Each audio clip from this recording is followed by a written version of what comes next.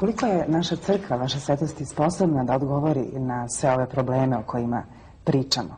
Koliko je ona u licu svog sveštenstva spremna da prihvati sve one koji kreću ka njoj?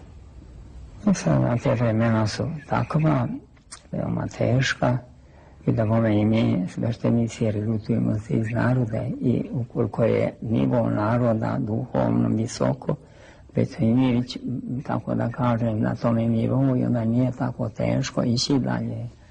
Ali znamo koliko smo mi pali u tome pogledu, i dok se čovjek dođe do jednog nivoa koji treba da deluje na druge pozitivno, da bude prethodno da deluje na nas, to treba velika snaga. Ali pred nama uvek da budu reči Savanarole, čoveka koji ono doba kad je bio život hrišćanski pao, koji je rekao: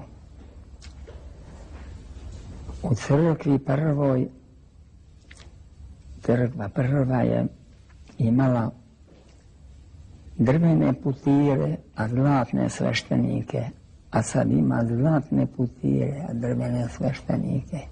I da nam to bude stalno pred očima, da li ćemo biti drveni sveštenici ili ćemo biti zlatni, to zavisi od nas. Razume se da je smisao da se potrudimo, i Bog će pomoći da budemo dorasli svome vremenu, pre svega da i rečima, ali i životom pokazujemo evanđelje Hristovo koje se ostvaruje u ovom svijetu.